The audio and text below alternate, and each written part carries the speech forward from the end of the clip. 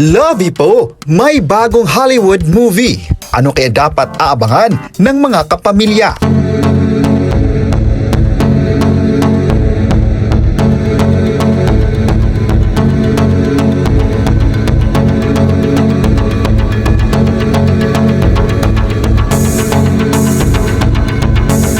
Bukod sa Hollywood independent film na Badman, may bagong international movie na pinagbibidahan ng Pinay actress na si Lovey Poe. Grabe raw, ibang level na talaga si Lovey Poe na pang Hollywood na ang kanyang acting skills. Hindi pa na-reveal kung ano ang titulo ng bago niyang proyekto, pero ito ay pinangungunahan ng American producer-director na si Gary Brown na kilala sa paggawa ng Marvel series na Agents of S.H.I.E.L.D. Ang exciting na balita about Lovey Poe ay inanunsyo ng Hollywood at Media News na deadline noong March 21. Ang upcoming film ay base sa true story ng American fire captain na si Paul Fullerton na bumaliktad ang buhay matapos malulong sa marijuana. Ayon pa sa ulat, ang taping ng pelikula ay nakatakdang magsimula ngayong taon sa Dallas, Texas. Kahit si Lovey Poe, shinare at ibinandira ang report ng deadline sa kanyang Instagram page. Inamin na actress na siya ay excited ng maging parte ng upcoming project. Magugulita noong Febrero lamang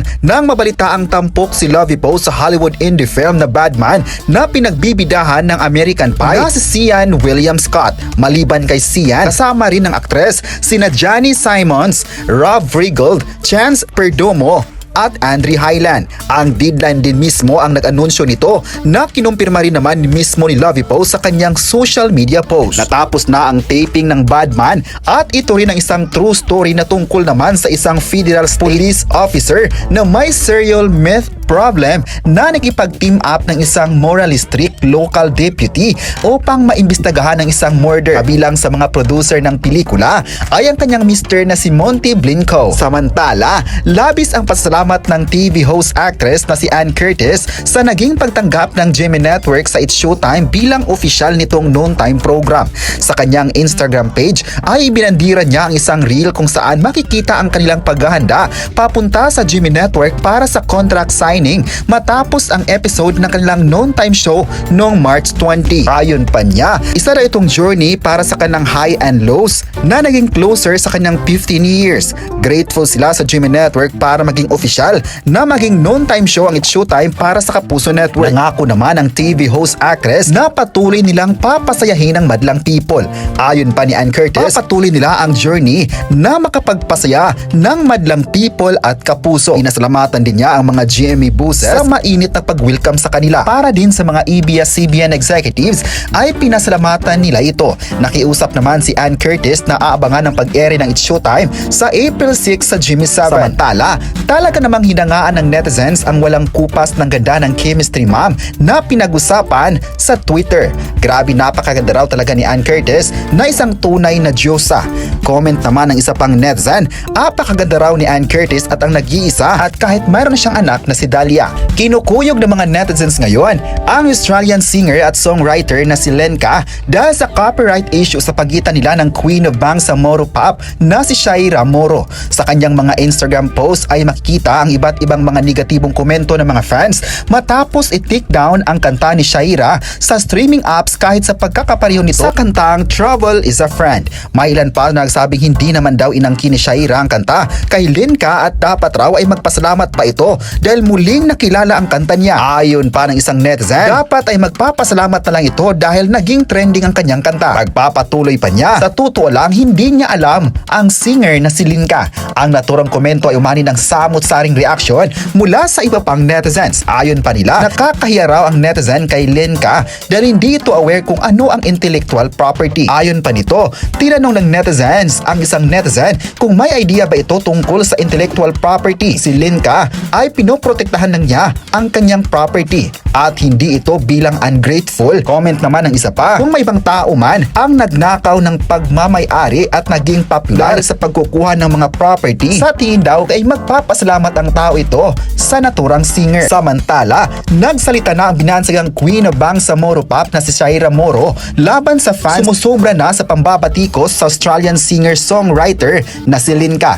Ito ay matapos tiyugiin ang viral song niyang Silos sa streaming platforms dahil sa umano'y pagkopya ng tunog at melody sa 2008 song ni Linka na Trouble is a Friend. Sa kanyang Facebook account, nananawagan ng OPM singer sa Pinoy supporters na tigilan na ang pagsasalita ng hindi magaganda laban sa Australian singer. Ayon pa niya, nais daw niyang makiusap sa lahat ng tumangkilik at sumusuporta sa kanyang kanta at nagkomento o nagsalita ng di maganda at di maangkop laban kay Idol Linka na kung may-ari lamang, tigilan na raw ito ang mga patuligsa o pambabash sa kanya.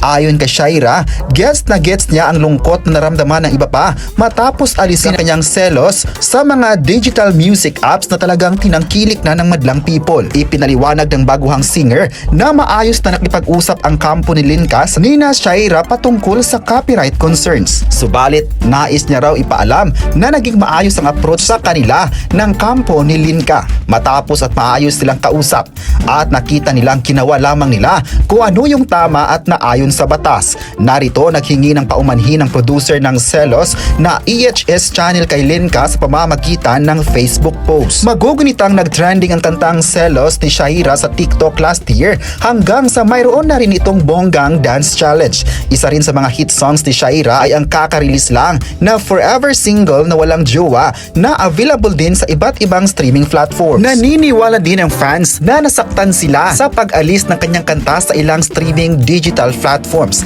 Alam ng lahat na hindi naman inangkin ni Shaira Moro ang kanta at binigyan nilang ito ng cover. Alam naman niya na malaki ang kanyang respect sa owner na si Linka. Para sa kalaman ng lahat, si Linka ang kumanta ng Trouble is a Friend. At nung nakaraang taon ay nag-viral ang kantang Trouble is a Friend at ginawa nito ng Tagalog version na Selos na kinover naman ni Shaira Moro. Pero ayon pa ng isang netizen, dapat hindi i-question ang kantang Selos dahil para lang naman ito sa lahat ng mga viewers na gustong mapakinggan ang kanyang version. May isa pang netizen na aminadong dapat ay bigyan ng intellectual property ang isang kanta dahil pag-aari iyon ni Linka dahil ang melody na iyon ay para sa kantang Trouble is a Friend. Dapat raw ay maiintindihan ng lahat ang tugon ng kampo ni Linka tungkol sa kanta. Naniniwala din ang mga fans ngayon na maging okay na ang naging usapan nila ni Linka at ng team ni Shaira Moro. May mga fans talaga ang pumabor sa sitwasyon ni Shaira Moro. Marami din sa ngayon